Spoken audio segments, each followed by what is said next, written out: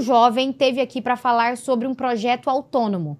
O que você teve que foi um grande diferencial para você chegar onde você chegou tão jovem? Eu demorei muito para entender que eu era uma mulher e que eu poderia, você falando até da questão do digital, que eu poderia estar nas redes sociais e não falar de beleza. Eu falei sobre fitness, Legal. né, que era uma coisa que me cabe muito bem por um sentido de meus pais sempre me incentivaram a fazer atividade física, a comer bem. Para você ter uma noção, eu vou nutricionista desde meus 12 anos. Nossa. Então, pra mim, se eu ouço uma pessoa... É algo que você gosta, né? Gosto, tá em mim, tá condicionado a mim.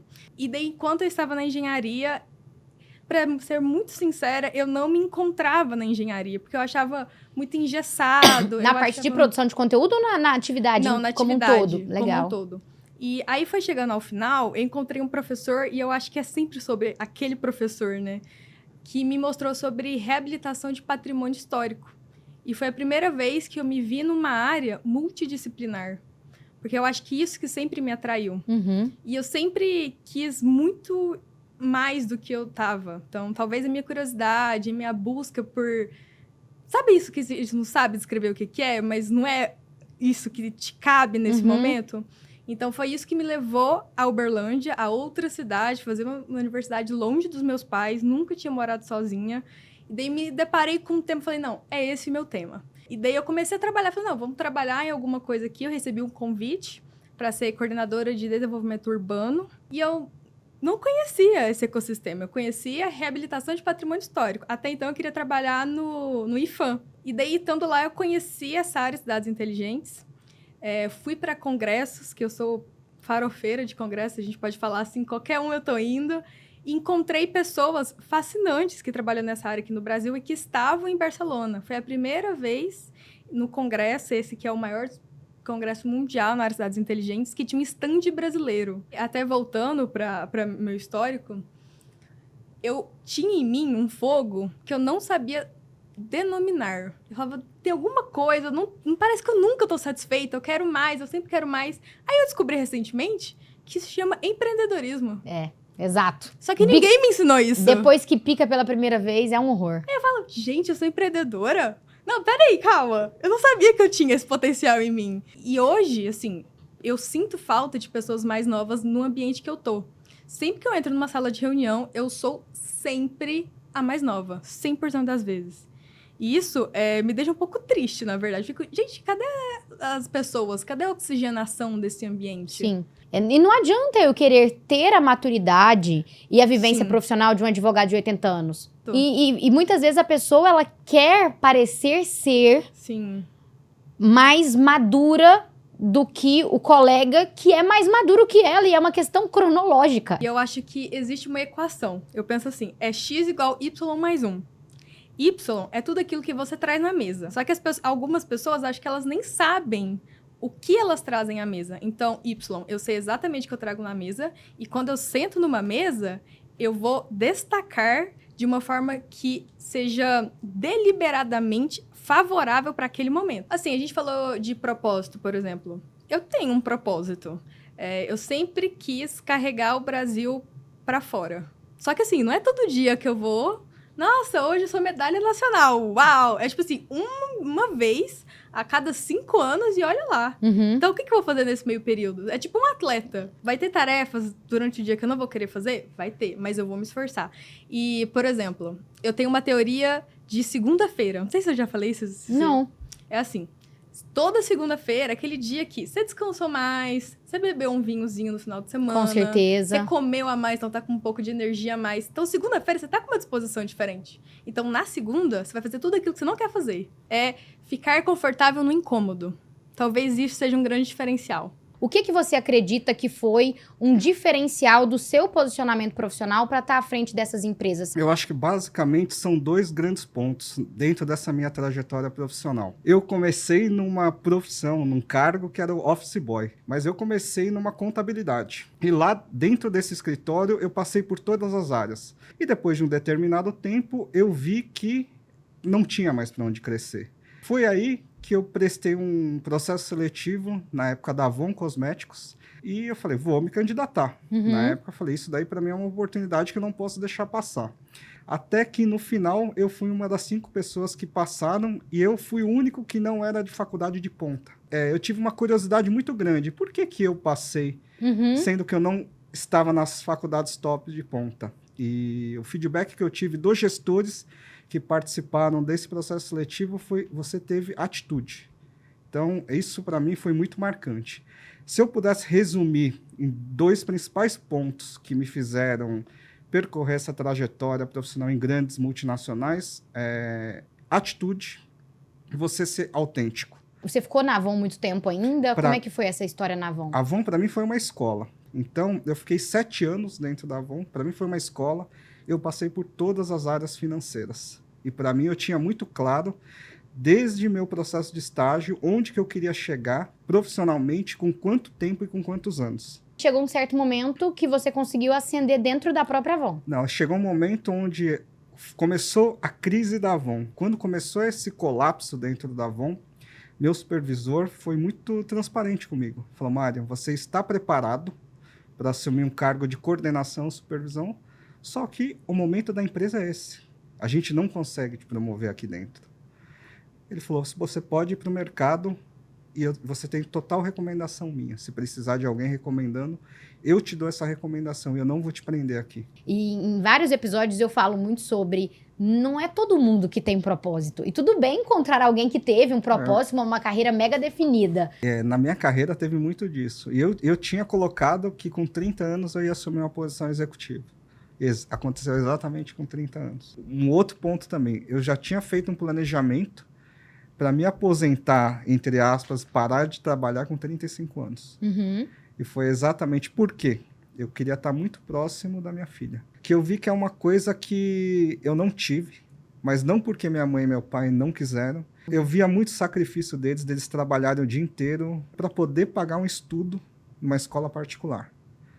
Eu sei que eu não tive esse tempo porque ela queria proporcionar o melhor para mim. E sou muito agradecido pelos dois por causa disso. Assim, não tinha ideia nenhuma de virar empreendedor. A minha ideia era só viver do meu capital próprio. E a ideia era: vou gerir meu capital, vou viver disso. E algumas pessoas próximas viram que eu estava fazendo que funcionava, porque você fazia para si próprio. Esse negócio, e aí falou: pô, você não quer tomar conta de parte do capital? Assim, no primeiro negócio que eu tive, era um negócio muito focado em renda variável. Esse primeiro teste foi um negócio que não deu certo, porque o que eu vi? Era focado num produto único. Por mais que as pessoas falavam que aguentava o risco, chega na hora do vamos ver, ninguém aguenta. E aí não deu certo, fechei.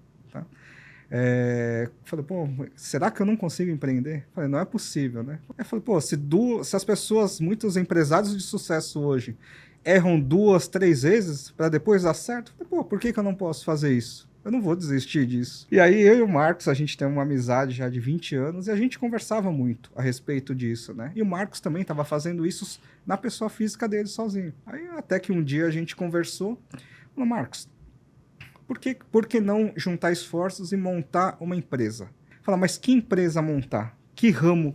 Qual nicho que a gente vai atacar? A gente já tinha passado por privates de banco, de corretora. Por outro lado, a gente via que os grandes multifamily offices atendem qual segmento de pessoas ou famílias? Pessoas ou famílias a partir de seus 30, 50 milhões de reais. A gente sentou e discutiu desde o início: ó, a gente tem uma capacidade e a gente não consegue crescer mais que isso. Mas o que norteou a concepção da M2 desde o início? Como nós gostaríamos de ser atendido. Em cima disso, a gente sabia que a gente não teria capacidade de escalar. Por quê, Amanda? Uma coisa para nós é mandatório dentro da M2, você sabe disso, que a gente tem muito contato. Todos os clientes são atendidos ou por mim ou pelo Marcos. Isso é um diferencial ou pelos dois. Absurdo, né? Até para entrada de clientes, a gente tem uma entrevista. Antes do cliente entrar. É verdade, vocês já me falaram. A gente tem uma entrevista para ver se o cliente tem perfil para estar dentro da M2. Se é um cliente que chega: Mário, eu quero uma rentabilidade garantida de 20% ao ano, 100% em renda variável, eu falo: desculpa, mas não posso te entregar isso.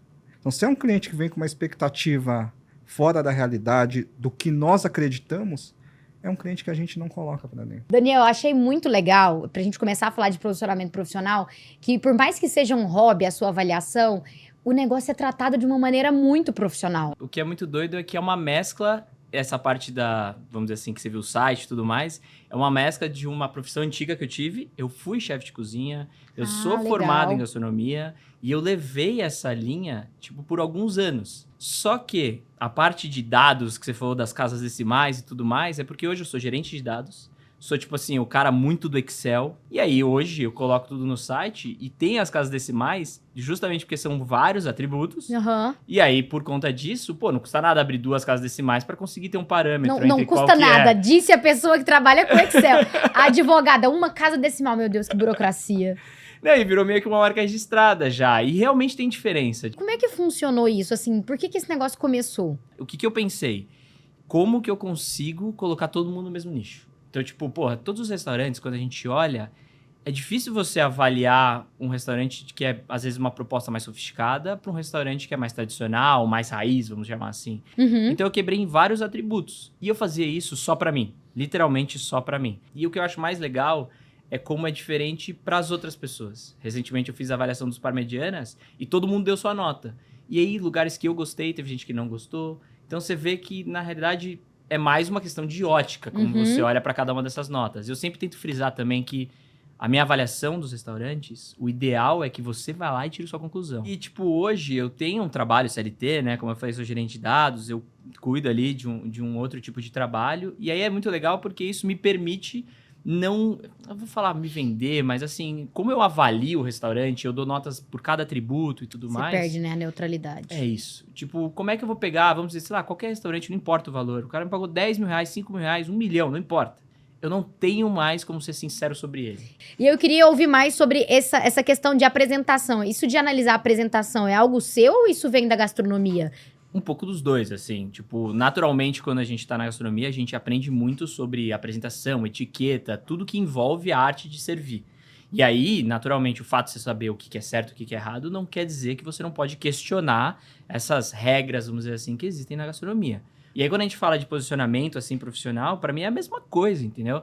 Quando a gente tá trazendo pro nosso dia a dia, aí eu acho que vai até da forma como você se veste, da forma como você fala, ou da forma até como você trata as pessoas, assim, tudo é um posicionamento e vai até para a apresentação do prato, né? Então, é normal até, eu acho que tem uma frase que eu falo que é, você vai se tornar um profissional melhor se você aprender a cozinhar. Quando você for cozinhar a primeira vez, naturalmente você vai fazer muita bagunça e tudo mais.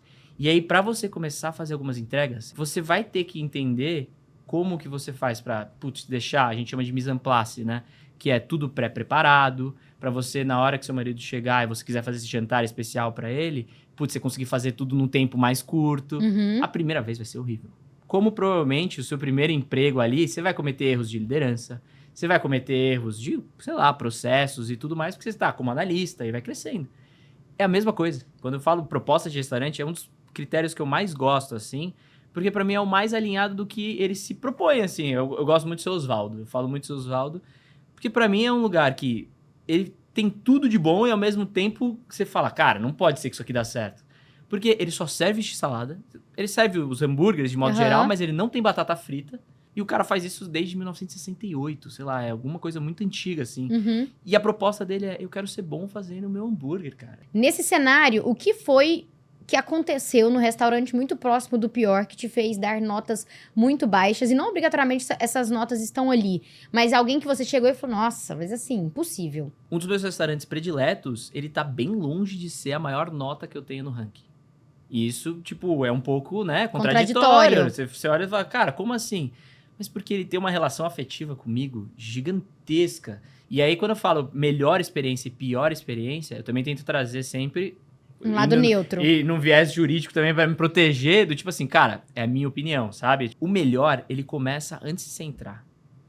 Antes de você entrar. Desde a história que você recebeu pra você ir naquele restaurante, até a hora que você pisa no restaurante, quando a pessoa te fala, tipo, bom dia. O que me dói muito é que vários restaurantes não sabem pedir desculpa.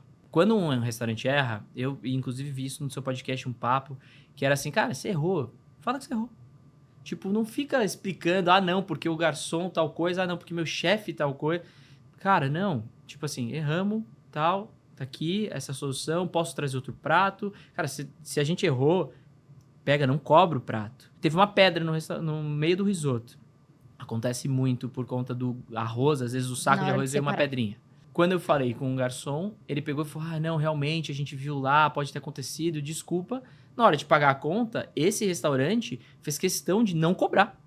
Isso é perfeito. Sim. Agora, imagina, vários outros que já aconteceram em situações semelhantes, eles pegam e cobram igual. Sim. Aí você fala, cara, mas aí você não tá me pedindo desculpa, né? Meu marido gosta muito de uma comida preparada de um modo mais dedicado. Então, toda vez que a gente viaja, a gente vai nos restaurantes Estrela Michelin para conhecer legal. E ter essa experiência em locais de países diferentes. E a gente foi em um aqui na América do Sul que a gente achou super legal. E a gente foi em vários. A gente foi em um na Alemanha, que foi uma frustração. Jura? Juro por Deus. Foi assim... Zero... A apresentação era mediana, o atendimento era mediano, a explicação dos pratos era pouco firulado, porque você espera uma firula, né? Você espera, caiu um grãozinho, eles vêm, limpam a mesa. Então, depois que você começa a conhecer o padrão de Estrela Michelin, você já sabe meio que o que esperar. Sempre tem uma surpresa no final. Mas esse, assim, era zero. Tem um amigão meu, o Renan, uma vez ele falou, cara, você tem que ir no meu rodízio de japonês, é do lado de casa, eu adoro lá e tal. Aí eu falei, olha, mas eu tô indo pra avaliar, tudo bem? Aí ele, não, tudo bem. Aí chegou um foguinho, era um salmão, com cream cheese por cima e um pouco de... era um licor de laranja com um foguinho aceso. E aí, embaixo tinha uma laranja também, embaixo para dar um pouco de sabor no salmão. Uma confusão, assim, confusão. E ele, esse aqui é o melhor de todos. Esse aqui você tem que provar. E eu lembro eu provando e falando assim, meu Deus, que é isso, cara? Você tá maluco? Aí ele, não, é bom, não é? Aí eu falei, olha, cara, esse talvez tenha sido um dos piores que eu comi aqui de tudo, assim. Aí ele, não tem como. Olha aqui, muito bom. Aí eu falei, vamos fazer a avaliação técnica, então? Aí eu falei, coloca na boca e a primeira coisa que você sente é o quê? Laranja. Aí ele, o queijo, assim. Aí eu falei, putz, e aí, o salmão? Aí ele, não tô sentindo gosto de salmão nenhum. Eu falei, e agora engole. E aí, na hora que ele engolia, o licor tinha queimado. E ficava com um retrogosto bem amargo, assim, na garganta. Só que às vezes você tá tão ali botando shoyu pra caramba, comendo igual um louco no rodízio, que isso faz muito de fartura, você nem sabe o que você tá comendo. Por quê? Porque a gente tá com esse paladar não treinado. O que é ótimo, tá? A gente costuma até brincar várias vezes que ignorância é uma bênção. Nesse caso porque se você tá feliz comendo assim, cara, só seja feliz. Eu não vou ficar lá falando que tá errado, não come, sabe?